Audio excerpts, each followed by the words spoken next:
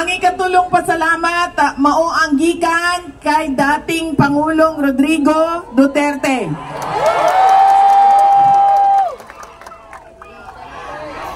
Duterte! Duterte! Duterte! Duterte! Dako kaayo ang iyahang pagpasalamat kaninyo sa padayon ninyo na suporta kaniya sa inyuhang pagmahal ug sa inyuhang pag-ampo nga siya mabalik na dinhi sa atoang nasod ug sa atoang rehiyon. Mabalik yun siya sa mga Dabawenyo. Daghan kaayong salamat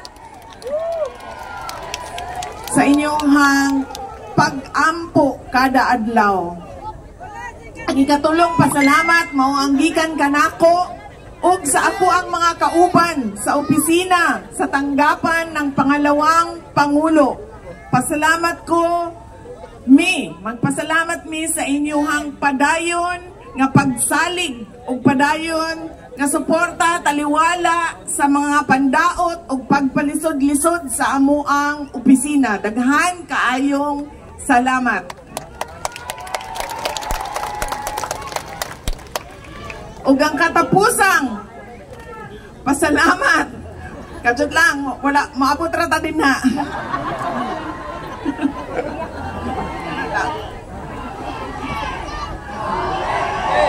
Duterte! Duterte! Duterte! Duterte!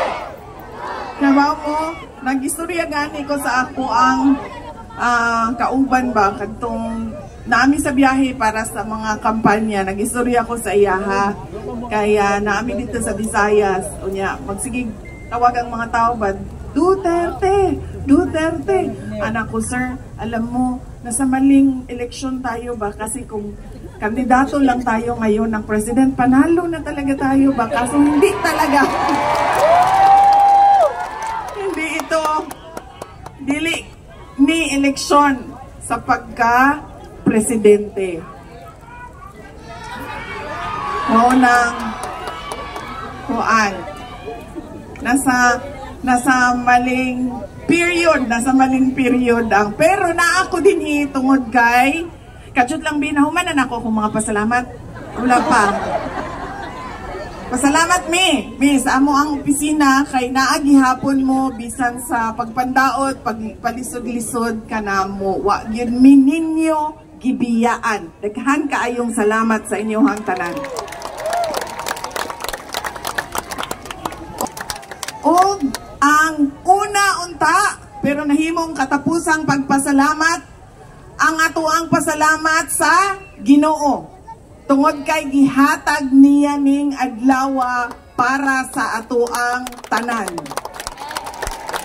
Sa tibuok kalibutan, daghan kaayo ang wala na mumata ganinang buntag kay gikuha na sa Ginoo. Unta ka na nga to ang mga kalaban, ingana na po dugma. Hindi na mamata.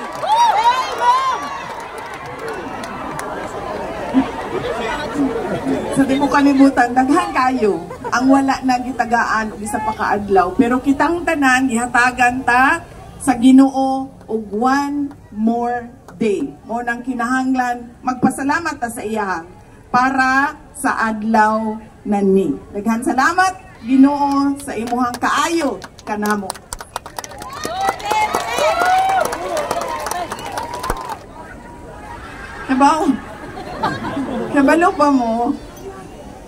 Kabalo mo nga duol kaayo sa ako ang dughan ang Davao del Sur.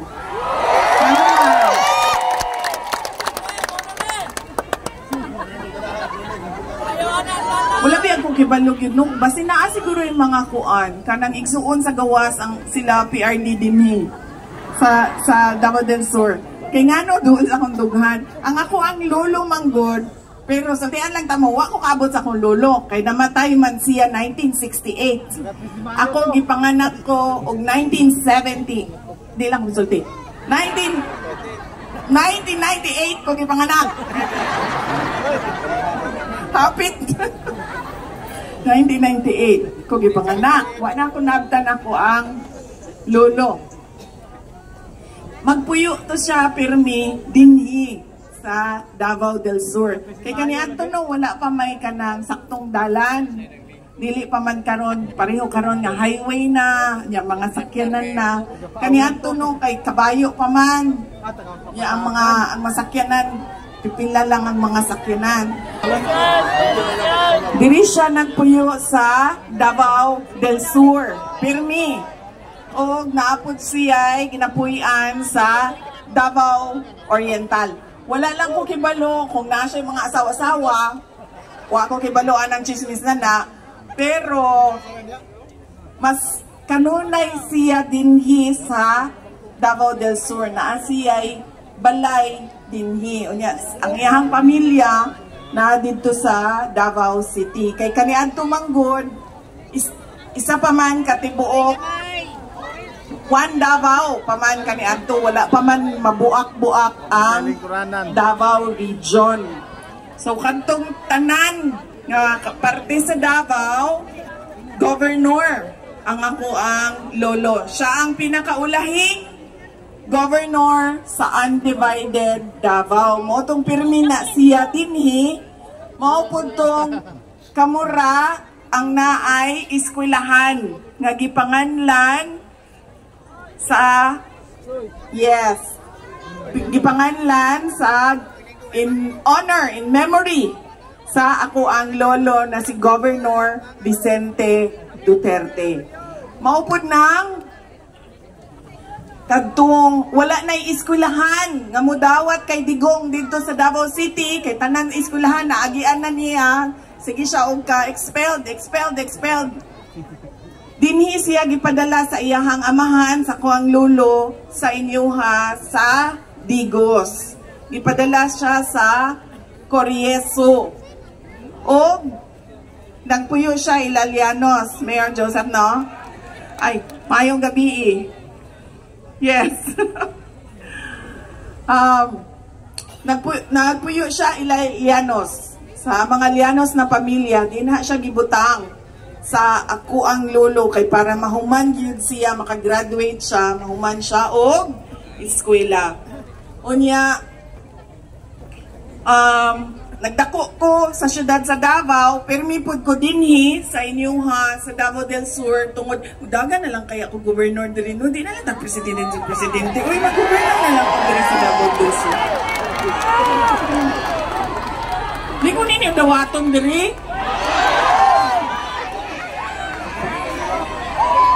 May mga batasan.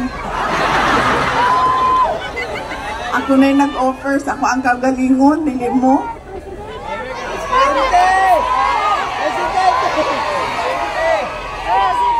Nagdako ko, eskwela ko sa Davao, pirmi ko din kay na ako yung mga amigo na mga pamilya, na mga classmate na ako.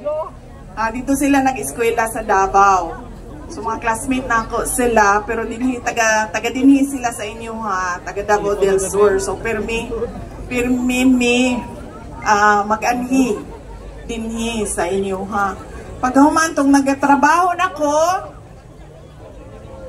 pirmi mag-anhi diri tungod sa MERS o tungod sa Zaldi. Mo na ang amo ang ginaanhian pirmi. Unya tong nidagan nako, nahimo na kong public official atong 2019 na kampanya sa mga senador, ang Davao del Sur lang o ang Davao Occidental ang naghatag og boto nga 12-0 sa mga senators sa hugpong ng pagbabago. Unang dako kayo, ako ang pasalamat sa inyo ha. Og mo nang duol gyud kayo sa ako ang dughan ang Davao del Sur. Ayaw na magsaba sa mga tiga norte, kita-kita na bitaw diri, layo bitaw sila dito na. Maagi pa makandapo para bago ka moabot sa ilaha. Mao na siya ang kuan. Daghan po dinhi sa mga senior citizen nato nga nakaabot sa ako ang lolo. Mo nang ganahan ko kay dito sa Davao manggod wala kaayoy makahinumdum sa ako ang lolo. Pero dinhi naapay mga senior citizens na kung may istorya na ako moingon sila kaila ko kay Titi, kay Governor Vicente Duterte. Titi may tawag nila ato. Moingon na sila kaila ko kay Titi, kaila ko sa imuhang lulo. Butan kaayo to imuhang lulo, dili siya pareho sa imuhang amahan nga daghag babay. Mo na ilahang ginastorya sa ako ang daghan sa pamilya nila, mga tiyo, mga tiya, mga igagaw, matingala gid sila. Ngano ingana man na si Digong nga maldito man kaayo, nga putan man kaayo to iyahang amahan. Mo nang musulti pud tong isa ka igagaw namo na nanawa sa sobra kabutan sayo gikuha. Si Digong sakto-sakto lang mao nang nakaabot og 80 years old. Dako kaayo ang amuang pasalamat nga nakigduyog mo sa celebration sa iyahang 80th birthday. Daghang kayong salamat. Kaya nga naman, kibaw mo, dili baya kitang tanan, hatagan og 80 years sa Ginoo. Diba? Ingon gani ko ganina no, naiuban nga wa na kamata, ganinang buntag. So dili kitang tanan, tagaan og 80 years sa kalibutan, nga makit-an nimo ang pag-agi sa panahon. Batanon ka, ingon ani pa ang Pilipinas, nahuman ka og eskwela, ingon ani na ang Pilipinas, na iniagi nga gira, na iniagi nga martial law, na iniagi nga pandemya, dili tanan.